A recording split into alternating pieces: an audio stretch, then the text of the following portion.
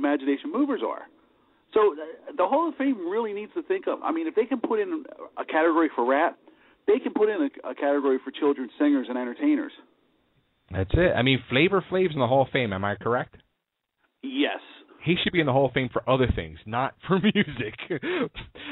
You know what I mean? But anyway, I was segueing into the whole Imagination Movers thing, and our guest is finally on the line, and I'm sure everybody across the world is quite happy.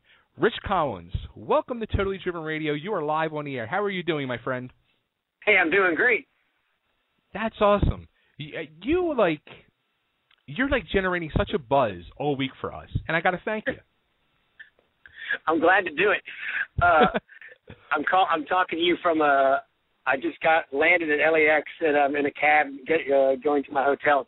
So I'm hoping I get to the hotel before my iPhone dies. So if I disappear for a second, that's what's going on. Uh-oh. All right, so let's I got tons of questions. Not tons, but you were like the first person who I've interviewed in this stature of music, shall we say. And Sure. It's something that's always been very curious to me, and especially with what you're doing now with your debut CD that's coming out. Okay. Now, the question I've always wondered, and I wonder this, and I'm sure you get right away, people say, oh, you're like the Wiggles. Well, when my youngest daughter was growing up, the Wiggles were big at the time. And I myself am a musician as well. I played in a punk rock band here in the Philly area.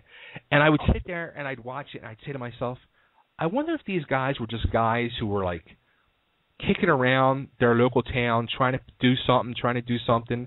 And then one day they just said, let's try to make kids music and just make this happen in a different way and just go a totally different direction and just take over, you know what I mean, like a different genre of music and have fun. Yeah. Well, for sure. No, Movers was a massive left turn for the four of us. We were, it wasn't like we were, a struggling rock band that said, hey, let's write some kid songs. We weren't a band at all. The four of us were friends, at that point. We'd known each other for a decade or more. And, we were all about 30, and three of us had little kids in the house. And, I remember to this day, it was 10 years ago this past year where we were sitting at Scott's son's birthday party talking about, some of the content that we were seeing now that we had these little 1 to 2 year olds, and we thought, man, somebody could make this so much cooler. Somebody could take that Mr. Rogers thing and then combine it with the Beastie Boys or the Chili Peppers and do something new. And then we were like, well, wait, why not us? And so it was just kind of lightning bolt for all of us. I was working at a newspaper at that time, and the other guys had their own jobs. So it was really just this funny inspiration, and our wives and our friends and families here all kind of encouraged us to go pursue it,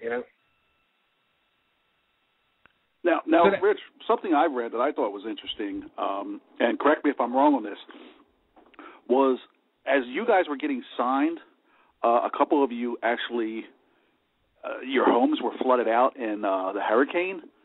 Yeah, exactly right. We had spent about three years building, the Mover Buzz, acting like our indie rock band and doing gigs and making our own CDs and selling a lot of CDs and just all that. And then we managed to attract the attention of several suitors, including Disney, who was looking for a new, they were trying some different people out to make another music-based show. And we just struck up a good friendship with a lot of the people over there. We, clicked, and they had come down and seen us at Jazz Fest. We started getting real serious, trading paperwork about a possible, record deal and a pilot deal. And right at that moment, the storm came.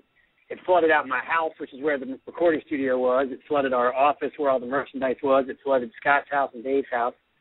So it was just Smitty, who lived on the dry side of the river. He was the one guy who survived that little round.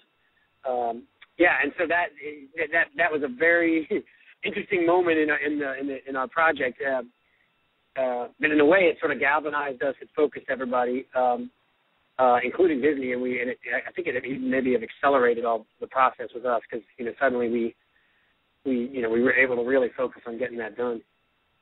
Yeah, because I could just imagine at that point working so hard and everything's going your way, and then you lose everything, and the fact that you guys bounced back the way you did, really is.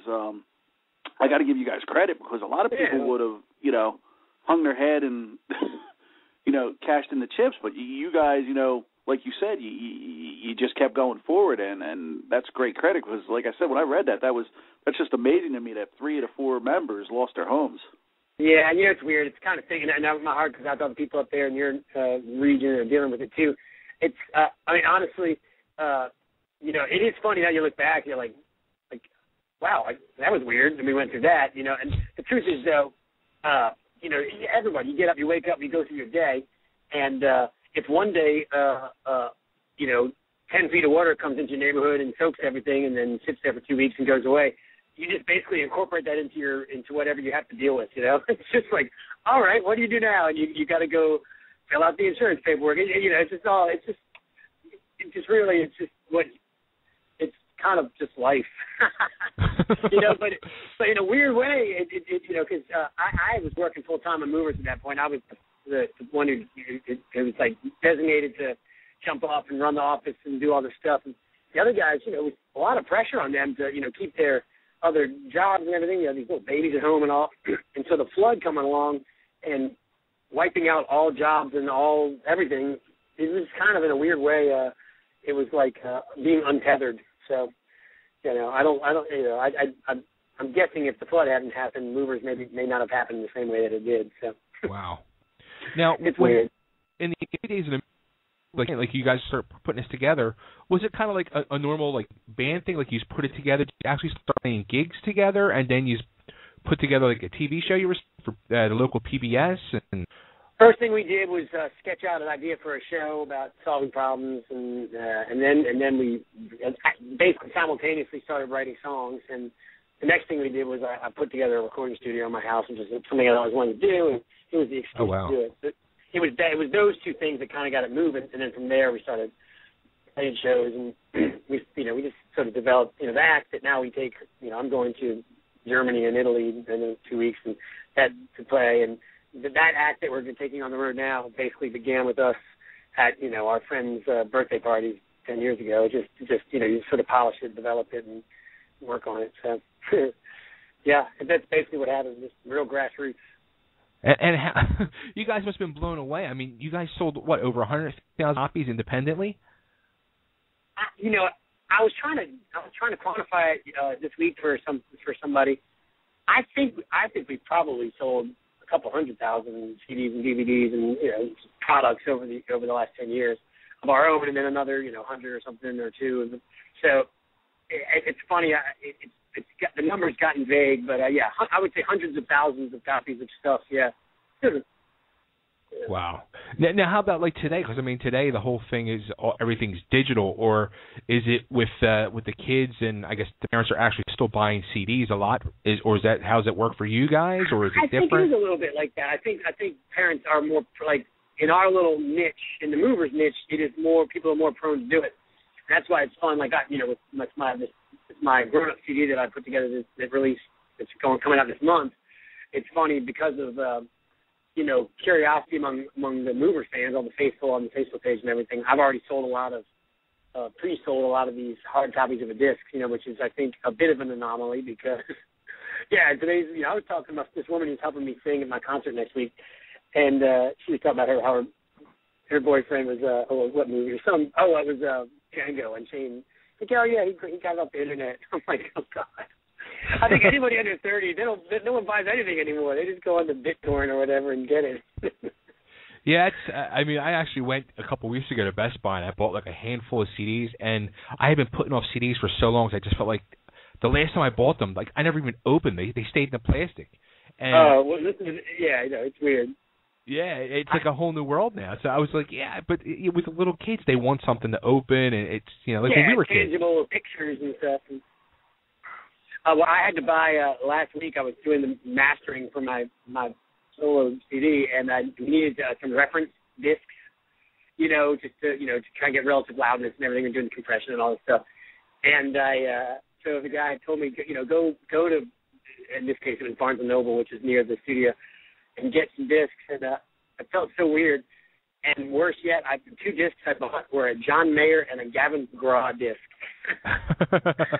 I think I was the only man that bought a John Mayer or Gavin DeGraw disc this year, but those were like, in that kind of adult alternative guitar rock kind of thing. They seem like good things to compare the CD to, so that's what I bought. I bought one Tom Petty CD. I bought the first Tom Petty CD as well, just to kind of balance it all out karmically. Yeah, you're lucky the paparazzi didn't catch a picture of you buying the John Mayer CD.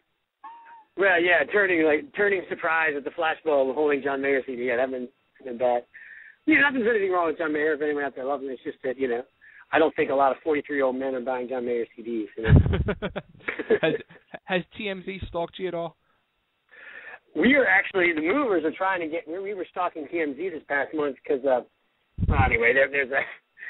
I can't do it. We have a legal thing going on. I guess I shouldn't talk about it. But we were trying to get some a little buzz going on about this legal thing that's happening. But so no, I've not been busted by TMZ yet. No. Hey, good news. I'm pulling up to my hotel, so I'll probably be able to run inside and plug in before I get cut off. Nice. All right, so the new CD comes out. It's next week, correct? Yes, my solo CD called That Escalated Quickly will arrive in hard copy form from the plant in time for my March 23rd concert in New Orleans. And all the people who have pre-ordered at my website, which is richcollinsmusic.com, as soon as the CDs arrive, they'll be packaged and shipped out. So hopefully everyone will get them. At least in the States, I'll get them, by, March 20-something. I've got orders from Germany and England. I don't know how long that takes, so that'll be longer, I'm sure. But, please tell if anyone's interested, go to that Rich Collins Music website. I've got the first single up there on the website, and I've got a lot of good feedback from people, other than just my mom.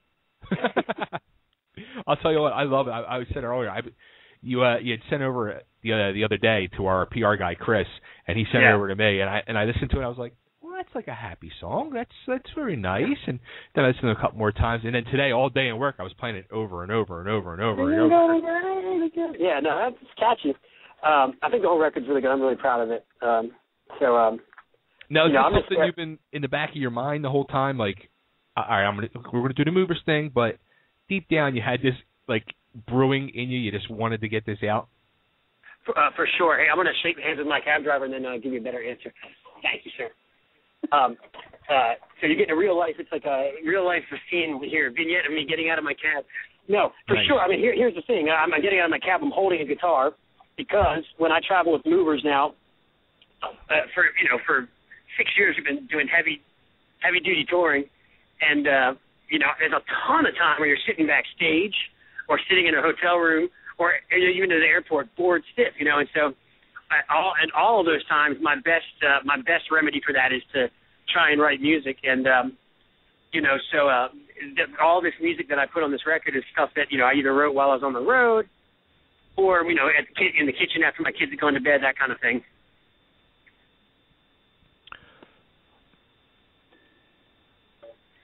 Wow.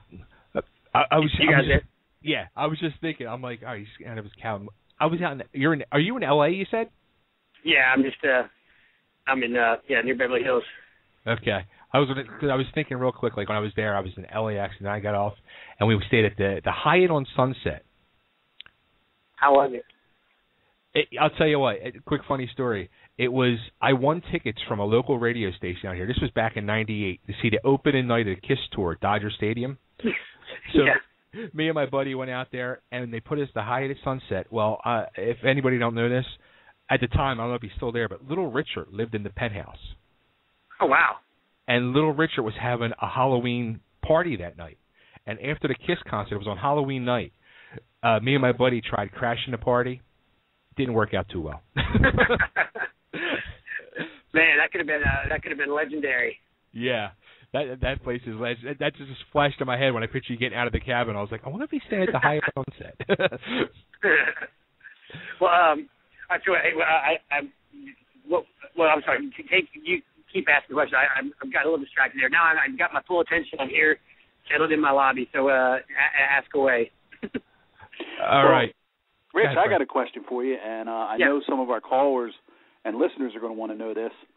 now that Disney Junior is its own network, are we getting a new season of the Imagination Movers? All I can say is never say never, I guess. You know, they just played, we had 5 episodes that had never aired, the last 5 that we made, and they were really fun. We're glad. So those finally just debuted about, 2 weeks ago. So, I don't have any sense that we're going to go back into production. It's a huge thing. It's a massive thing to get rolling. But, so I'll just never say never. We have a blast doing it. We have a blast playing the concert tours. And so, as long as they're playing the show on the network every day and people are aware of it, we hope that Movers will be running along and being a part of our lives for, a decade or more. So until our knees give out, Hey, you want us to play? I'll tell you, you guys do a lot of moving when you're on stage. I mean, you guys got more energy to some rock bands. I'll tell you. We love the spotlight, I guess you could say, and we love to use simple rock songs to get a crowd of people fired up for sure. And sometimes that enthusiasm gets us carried away. I'm the most likely to be injured. I've torn a rotator cuff, and I've from a stage thing, and then I've also, the worst was in Hawaii. I fell off a chair. I was walking across the chair arms and had to be hospitalized, from taken to the hospital from the theater. Oh. I was lucky I didn't throw up on everybody because it was like it was probably the worst pain I ever felt. The chair folded under me and ankle buckled underneath. It was. I'm still actually, if I start thinking about it, I get post-traumatic stress. So. Hey, but anyhow, I was going to say, how about we play your song real quick so we can give everybody a listen, a little taste of the debut of your solo CD. Nice. Cool, all right. Well, how about, because it's a quick song, which we're going to comment on that when we come back. But everybody, this is Richard Collins, his single, Rain, off his debut CD. That escalated quickly. So listen to this, everybody. This is good. Dark clouds gather outside my window. Why does everybody seem to know what I don't know? I don't know. It's so easy getting complicated. The front row seat can be overrated. I think it's gonna rain again. Wash away the feeling that I'm never gonna fix it. Oh,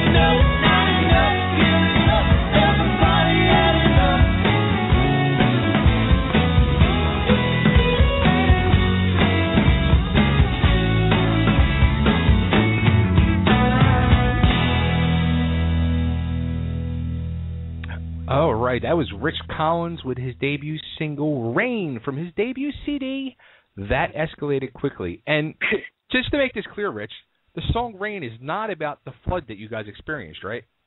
No, I want to qualify it. The metaphorical rain in the song does not apply to anything as inconvenient as an actual hurricane. It's like a gentle thunder, summer thunderstorm with beautiful evocative lightning.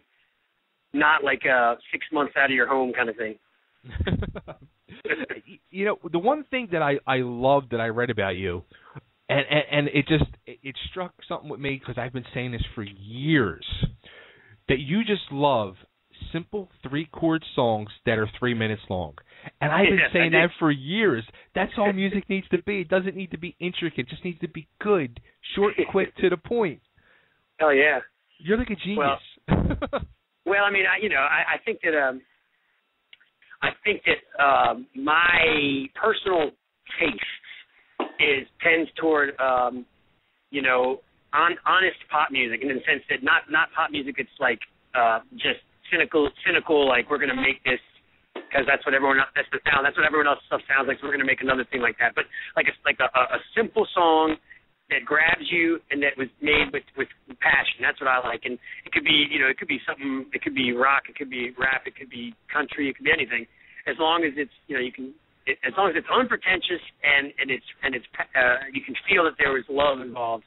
That's what really grabs me. And of course, I guess it's all subjective. But there's just songs over the years. Whether it's going back to some Tom Petty song from when I was a kid or a Jay-Z song from 3 years ago. There's songs that grab me, and it's right, just absolutely. I aspire to. My dream, it would be to put a song out there into the universe. Of course, all the Mover stuff, the 150 songs that we've made, but just I would love to have a song that's like, that's just there. It's like it's always been there, and you're on summer vacation, and the song comes on, and it's like everyone knows it, and it's just a happy part of your life, that kind of thing. Now, did some of the Movers help you on the solo CD? All of the Movers helped me in terms of encouragement and creative consultation. I did, but as far as the actual songwriting process, these really were all the ones that are like the stuff that I would do just on my lonesome, but it was funny too, because I found myself, because I decided I was gonna see this thing through on my own, see how it would turn out, and I was missing the committee a lot of times. It's funny, like we would all be in a room together, and we worked very fast because it's you'd have all 4 sensibilities in full effect, and you could get through a lot of the decisions and a lot of the inspirations more quickly. So, so I would lean on each guy for their advice, consultation, and emotional support. But and then I also involved some. I brought in some help from other music friends in the city. New Orleans is a very musical town, so I was able to get some other guys to help. Primarily, the band, I guess, on this record, on 6 of the 10 songs, it's me and then Kyle, who's the Movers road drummer, Kyle Melanson. Okay. And then a bass player named Renee Coman, he's sort of a renowned, very talented bass player in New Orleans. One of his bands that it's been very popular over the last 10, 15, 20 years is the band called the Iguanas. Okay. Which is like a roots rock, kind of a Latin rock type of thing. And so, but he's played with, Alex Chilton from the Box Tops and all that stuff from like way back. Renee, when he was like a teenager, was playing with Alex Chilton when Alex Chilton was living in New Orleans. So he's got this whole musical legacy of his own, and he's been a huge help for me getting this all arranged. Nice. Now, here's a question. Something I noticed as we started putting this together for you to be on the show. Most people would say, all right, Rich Collins, Imagination Movers, most of your fan base is going to be kids. But it looks like most of your fan base is moms. Yeah, that's a weird thing. And it's funny, and I don't mean this in a cheesy way, but if it weren't for the moms and the dads being at the shows, I don't think that I would have the same, I would not enjoy it in the same way. Because really, it's like, because this whole thing started as us kind of acting as an extension of the way we are as real fathers of our actual children. Acting like just, kind of the funny, silly entertainment in our own houses, and then that kind of extended itself into the world of the movers. Always, we've been sort of entertaining the whole family. It could be from the granddad all the way down. And so, to me, when we're playing a show, we are for sure there to entertain and engage and inspire these young children, whether it's a 2-year-old or a 12-year-old.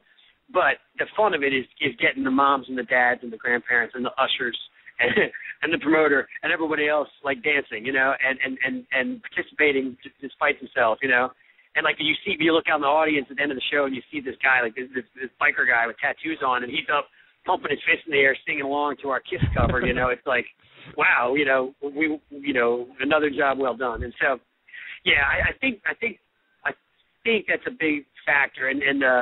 So yeah, we have a very active online community of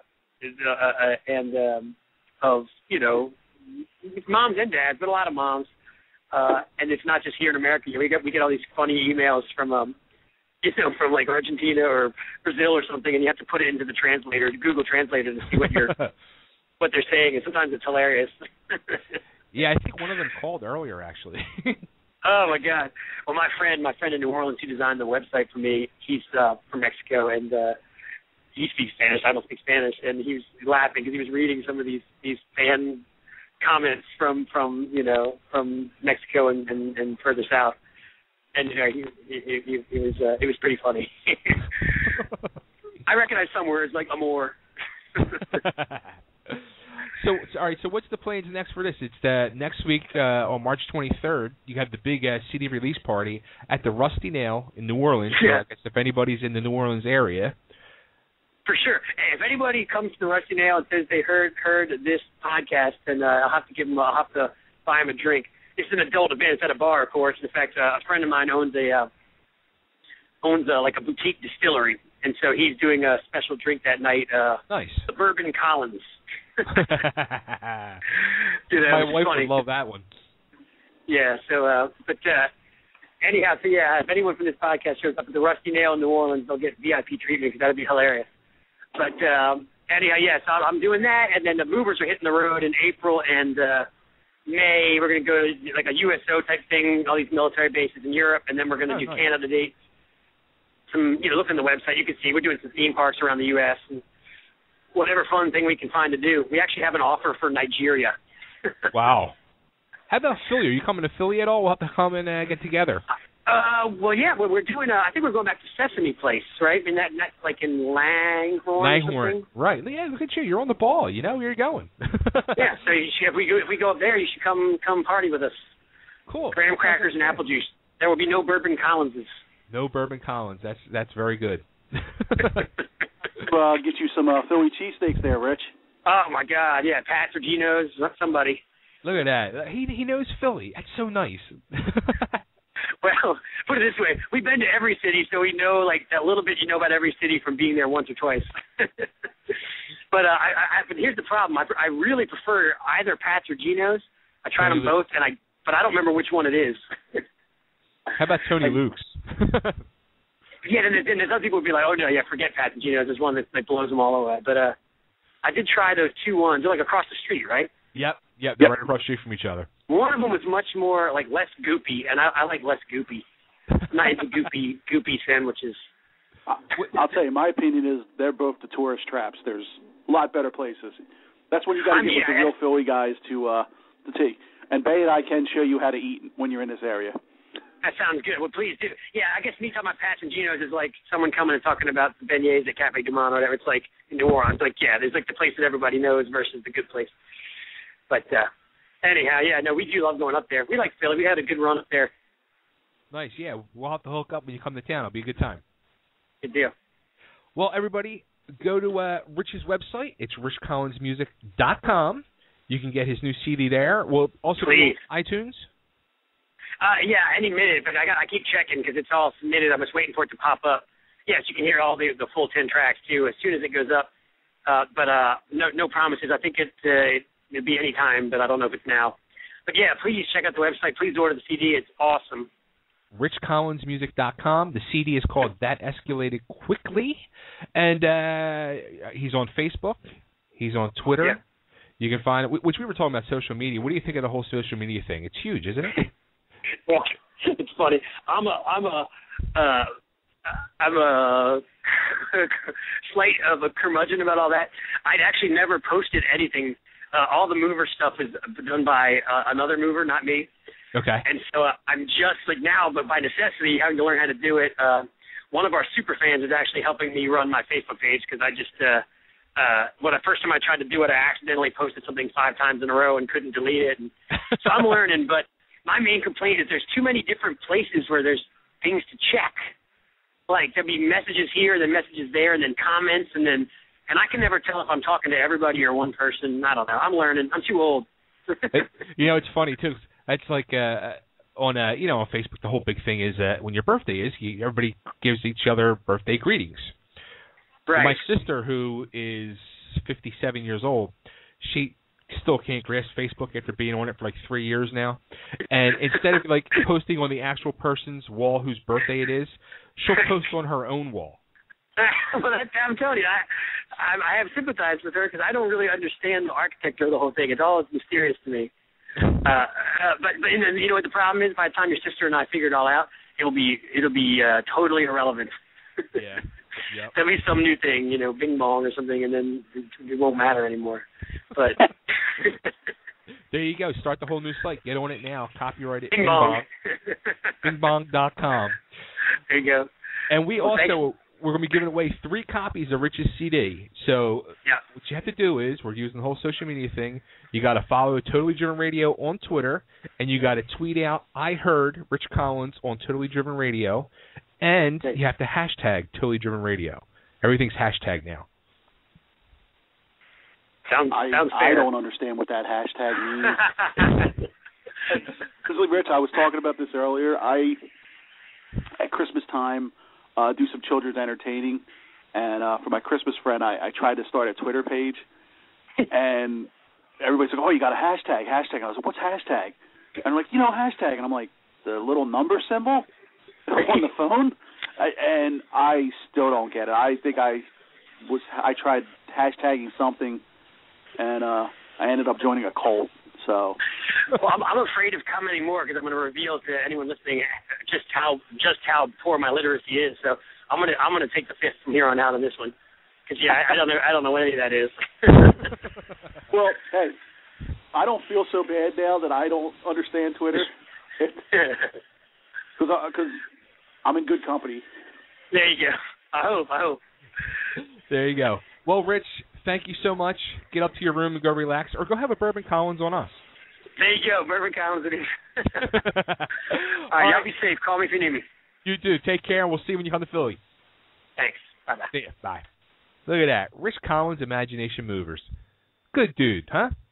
Oh, awesome. That was good. Yeah, that's, and it's funny because, like I said, the interaction that I've seen was him with the, I've seen him on the Movers. So, and it's just totally not what I expected, and really good time interviewing him. And I did try to get the scoop for all you Disney fans out there to see if they were coming back, but... So he don't even know if they're coming back or not. You know what? Sometimes they got to keep that stuff close to the vest. I was, and I can't take credit for that. That was Mav texting me while we were. So he shot that question out there. So I got to give credit to my partner because if I don't, I'll probably get an angry phone call later. Like, you took credit for that, you